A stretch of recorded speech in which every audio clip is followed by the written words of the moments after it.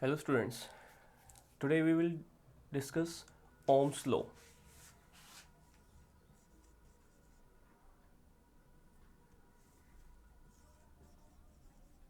Ohm's law. It is an important topic for grade 10.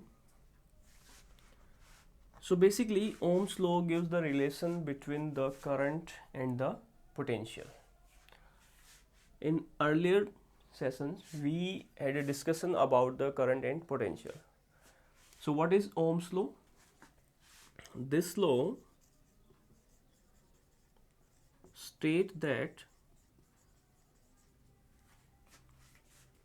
current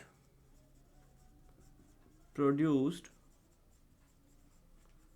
in a conductor is directly proportional to potential applied to it. Conditions are keeping the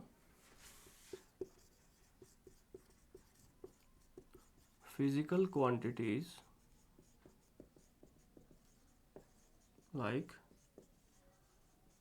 temperature, pressure, etc. constant. So these are the conditions at which we can say that current is directly proportional to potential applied to it, but that is only for conductors. And here is a mathematical expression that I is directly proportional to V, or we can write V is directly proportional to I. So V is equals to I into R. R is the constant of proportionality. R is constant of proportionality called resistance of conductor, right? And unit of R is ohm. This is the symbol ohm. We have to define 1 ohm. So from this formula we can get this relation R is equals to V by I. If I use the unit, R is having ohm, V is having volt, and current is having ampere. So how to define 1 ohm? Basically 1 ohm is that value of resistance of a conductor with which potential of 1 volt increases a current of 1 ampere. Am I repeating? I am repeating. Resistance is said to be 1 ohm of any conductor when a potential of 1 volt may increase the current of it through 1 ampere. Okay, so this is the definition. Resistance is said to be 1 ohm if a potential of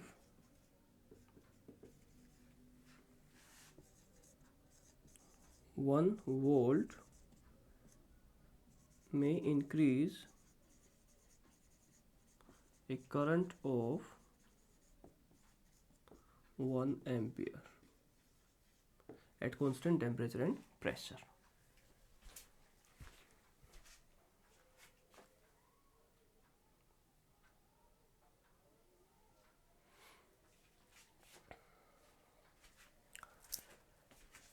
Now we can draw a graph for I versus V. V and I. Usually we keep the independent quantity on x-axis and dependent quantity on y-axis. So for us, now I is dependent. So we may have a straight line graph.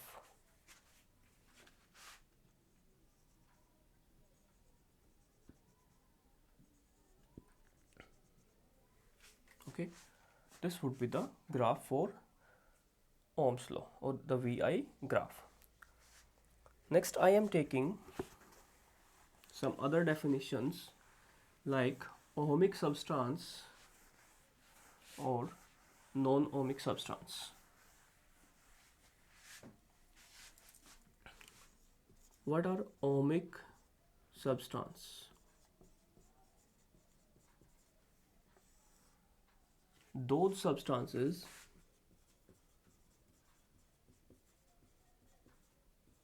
which obey Ohm's law at all. For example, metals, and they are having a straight line graph. So these are ohmic substances. Second one is non-ohmic substances.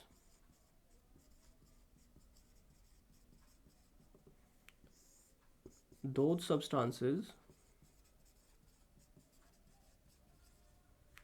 which do not obey Ohm's law at all. Example is diode, semiconductors, CFL, which we use in our homes, etc. Because they do not have a straight line, so they maybe have this kind of curve or maybe any other type of curve. So these were the two types of substances. One is ohmic and another is non-ohmic. Next, I am taking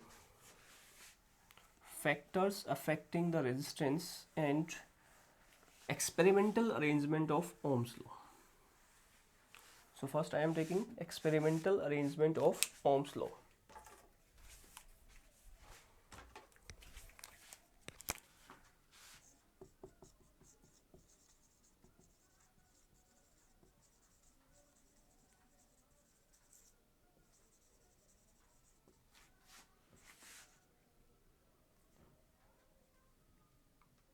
Ohm's law.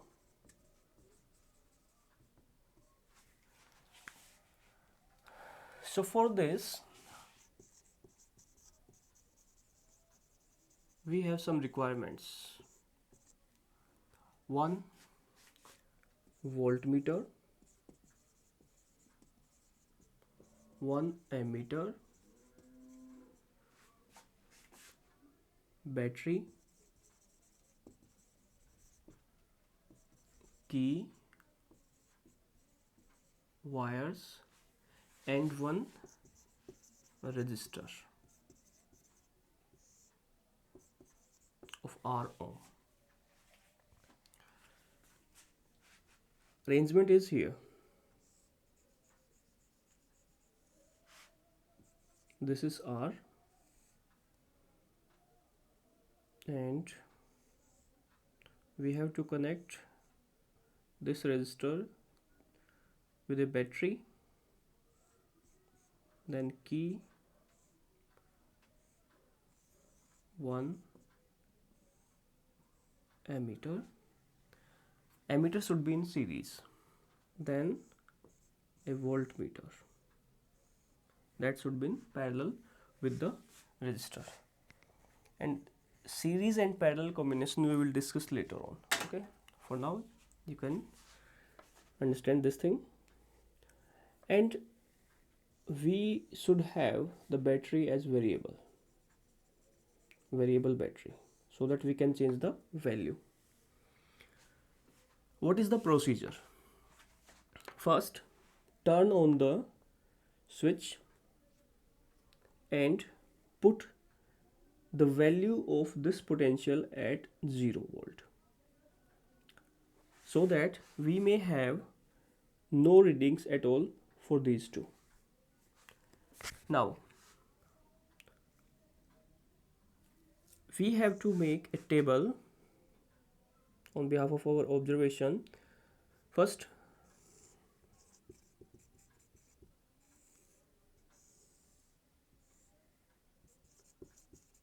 reading of V, that must be in volt. Second,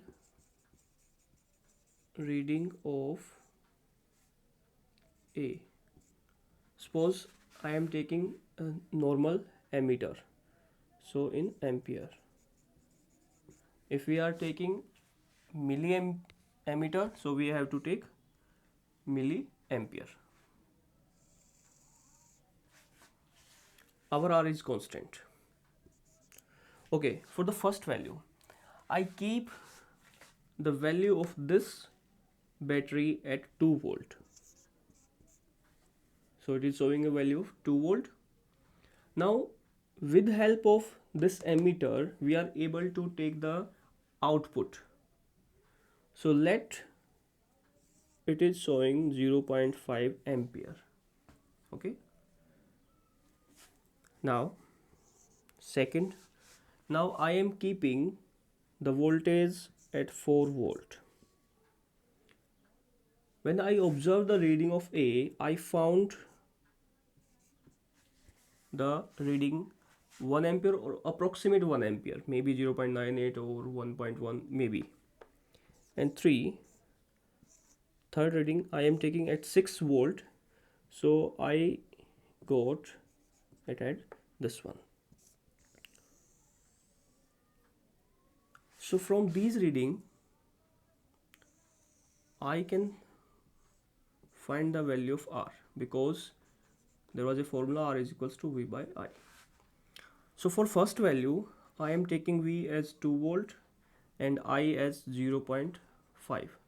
So it becomes 20 by 5, 4 ohm. Now for this 4 by 1, 4 ohm, 6 by 1.5, that is, I told you resistance is constant. The value of this resistor is constant. If I plot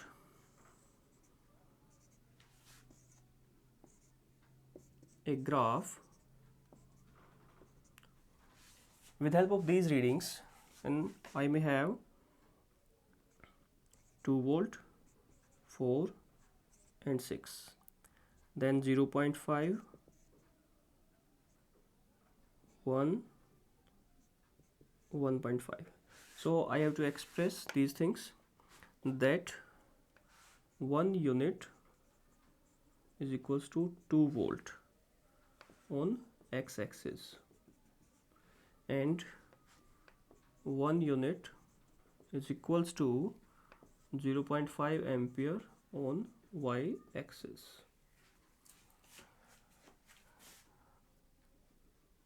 From these two values we found that this is the meeting point or intersection point for this one, and for this one, and then we will get a straight line graph. So this proves the Ohm's law, and that is at constant temperature. There is one question, that important question, why we can't use a bulb here. We cannot use a bulb instead of a normal resistor because bulbs do not obey the Ohm's law. With passage of time, its temperature increases.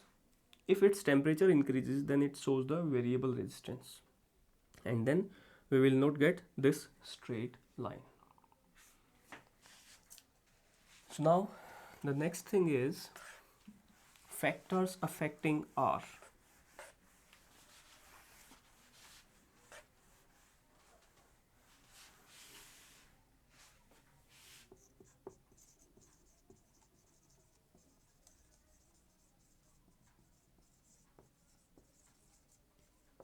Resistance of conductor. First I am taking length of conductor.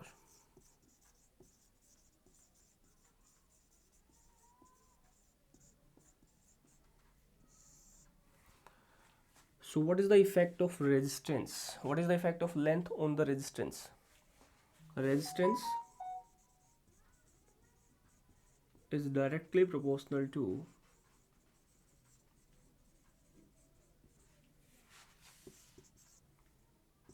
length of the conductor.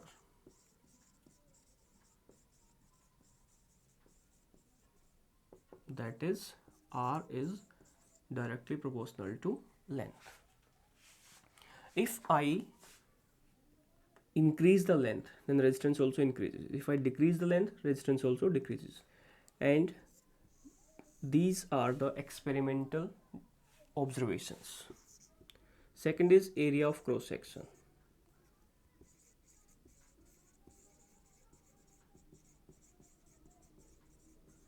Of conductor. See, one is this is the area of cross section. If I am taking the complete one, this is the diameter. And now if I take the only black point, the tip of the marker, so this will be the diameter, right? So this is the thinner and this is thicker, so this is the area of cross section.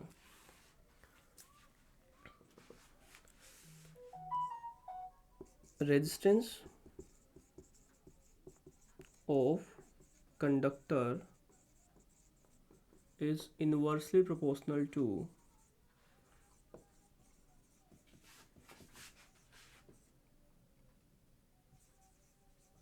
area of cross section of it. That's why we are advised to use thick wires at home for the transmission of voltage or current instead of thin wires. So R is inversely proportional to A. If I increase the area of cross section, or if I am using the thicker wire, then resistance of that wire will be less as compared to a thinner wire. Now third is temperature. As I told you, resistance changes with change in temperature. So resistance is directly proportional to temperature of the conductor. The actual relation is R at temperature T is equals to R naught into 1 plus alpha T plus beta T square. Alpha and beta are the coefficients. What is RT? RT is resistance of the conductor at T degree Celsius, and R naught is resistance at 0 degree Celsius. Alpha and beta are the coefficients and T is the change in temperature. But this is not in the syllabus of 10th class. That is only for your information. And last point is nature of material.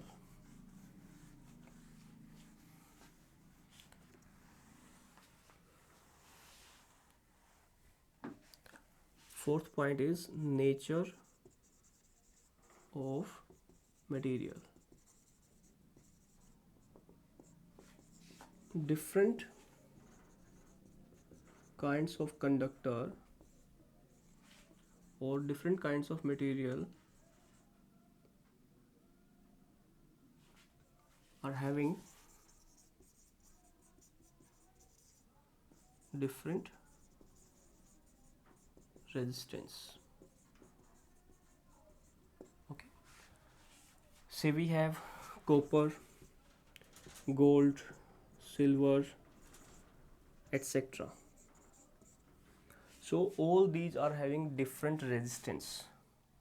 Okay, if I am taking three wires xyz material of xyz material but having same length and same area of cross section, then their resistance would be R1, R2 and R3. These would not be equal. Okay, because material is different. Instead of having length, area and temperature same, but they are having different material, so they will be having different resistances. Okay, so these were the four factors which affect the resistance of any conductor.